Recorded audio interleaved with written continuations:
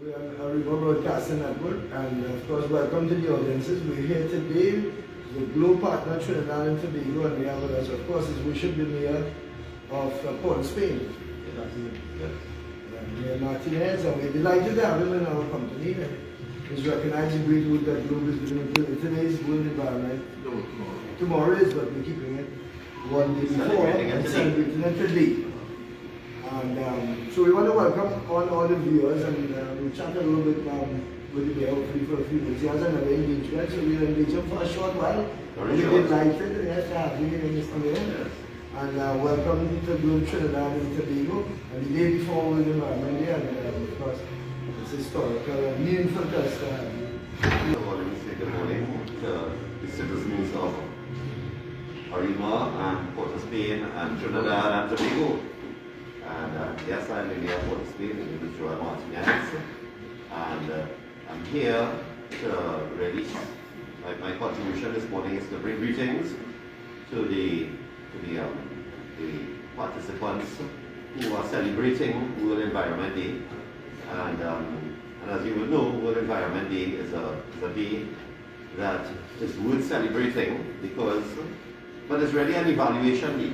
It's a day where we evaluate whether we have done enough to add the value or to save the earth from carbon emissions, pollution,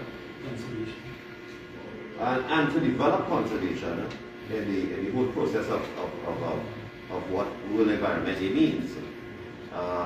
We've seen the destruction of the world, and we are seeing it through climate change, and having seen the destruction and the way in which the environment is changing, we should really take notice and do something that will help the earth to recover. Just recently we went through a situation where it affected human life through COVID-19, and although it impacted negatively on human life, what it did was, at the same time, as it stole industries and so on, it cleansed the environment and it cleansed the world. And so it was a sort of a blessing in disguise. So whereas there was anxiety on one side, there was the development of nature recouping itself and giving the earth a chance to breathe. What the city of Port of Spain has been doing is we have partnered with a number of corporate entities, whereby up to recently we have every bottle back. We have some recycling initiatives. We have been looking after our parks and squares, and we have planted for 200 years of the anniversary of the Savannah. We planted 200 trees. We've celebrated the Botanic Gardens, where we planted additional trees there. We just recently did some changes of some trees in Woodford Square, and we have some beautification projects coming along, which is supposedly Broadway, where we're going to plant some trees, and then Yarapita Avenue, some more trees, maybe about 100 trees are going to be planted there. But while we are looking after tree planting, which is the conservation part of it, we also have to look at the environment aspect with the pollution of plastic bottles going into the ocean and destroying that sort of life. So we are also working with NGOs and corporate Trinidad to be able to stymie that. And we did recently, PTSD had an initiative with recycling, and I challenged them to give an account as to what they have done much more better on the anniversary date of it. And if we could use World Environmental Day to do something like that, where we evaluate, are we getting better, are we doing better, and are we adjusting to ensuring that we have a better environment, then we can say and celebrate World Environment. Well, we commend you very much for a fantastic post. I think you're doing way more than quite a lot of people who have the responsibility to ensure that the environment remains clean and healthy for us, and not just for us, but for the future. I was a little bit, I didn't call my name. I guess I was a bit rushed this morning, but my name is James Toussaint. Of course, I am your host presenter here for today's proceeding. So you touched on some many important factors, but two things I know that's holding the world's attention probably today and tomorrow would be one carbon emission, and that's something that each government, I believe, has taken on responsibility, legal as well, for bringing down carbon emissions in their respective countries. And then more so that we are an energy economy, that we should be rigorously, attempting to do so. With us, he's not present here today, I didn't see him, but we have a member with us who also does Carbon Zero. He has a company called Carbon Zero, and he's doing a lot of work. Could you give us a little insight, whatever you could offer us, as to how, at your level, local government level, and if you know what's going on in national government as well, which I'm sure you could do, to let us know how we attacking that problem and how we do in terms of our responsibility to reduce this carbon emission. Well, we are a country that produces petrochemicals, and we have done that for many years. And we should take note that because we produce, we will produce more carbon. The thing about it is that if you look around, you see a green city. Every individual would have benefited from the development of Trinidad and the development of Port State. The thing about it is that everybody has a responsibility to do something to look after the environment. The government will do its part, but we are the citizens of the country. We can't wait on the government to do everything. The government has signed a Paris Accord which says that all citizens in Trinidad and Tobago should be working towards the sustainability of our development and how we do things. We have partnered with Habitat for Humanity, as you will know, and that is to make Port Spain a resilient city. That in itself is also helping to be able to put better structures in place, ensure that when we have flooding or hurricanes or earthquakes, that we don't lose too much of our infrastructure. And this is not just building infrastructure, but our hills. And because when we lose part of our hills, it comes down the rivers, it pollutes, it also deteriorates. So we have to do our part to be able to do that. The carbon emission part is where we drive cars, we know that they're moving to electric, and the government is giving incentives for people to be able to purchase electric vehicles. There is technology in the world that is going to move away from even electric or further into utilizing polluted air and bring it up and producing clean air through a vehicle and things like that. So once we keep up with what we are doing and everything that we do, we should be thinking as a citizen, how are we helping the environment? Not how we're only helping ourselves, because we know that if we help the environment, we will help ourselves initially. It's cyclical. Absolutely. And it's very important that we educate the young ones as well.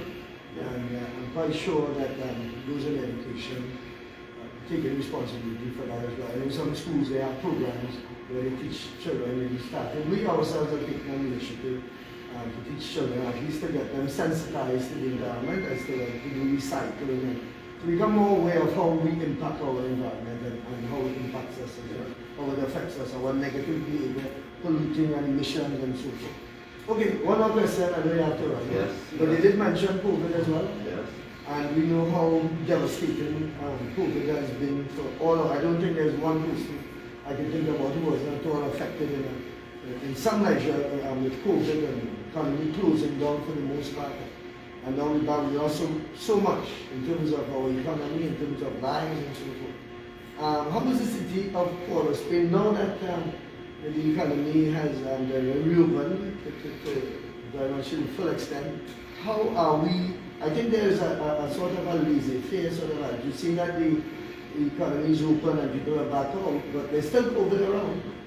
Thank God it has, has diminished quite a bit, and its effect is not as detrimental as well.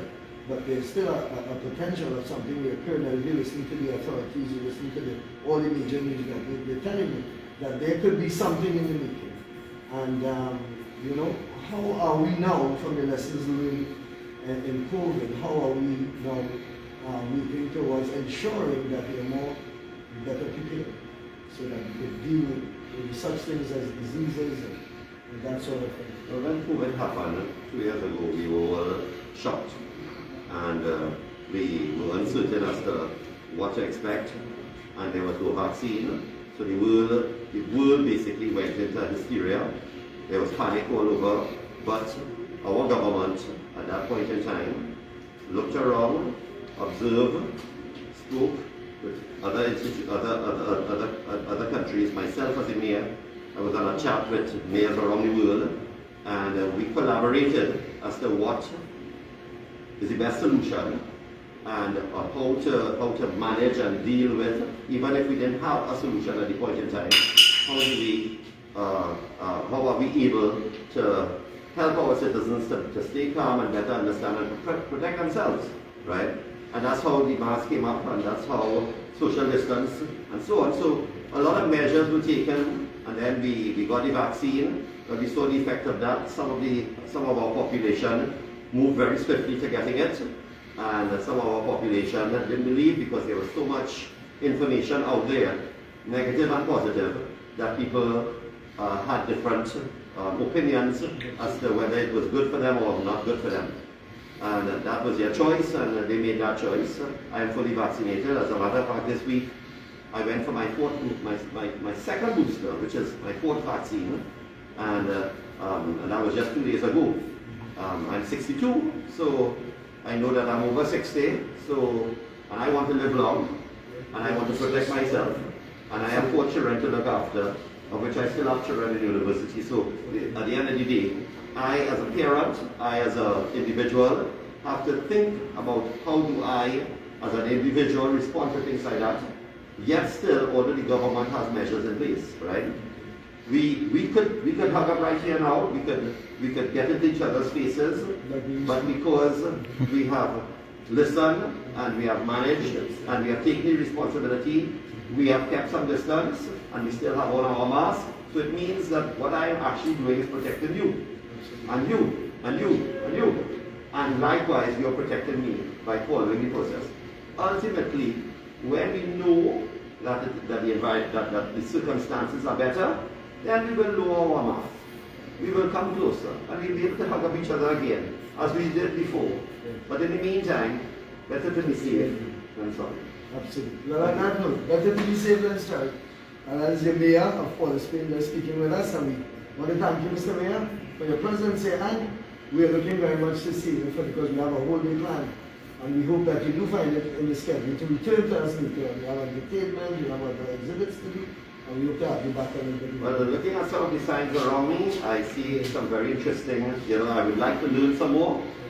Fortunately, I have to attend a tree planting ceremony for the 112 years of the cadets in Trinidad, and they're planting a tree at the beginning of the month of May, and then they were supposed to be planting one at the end.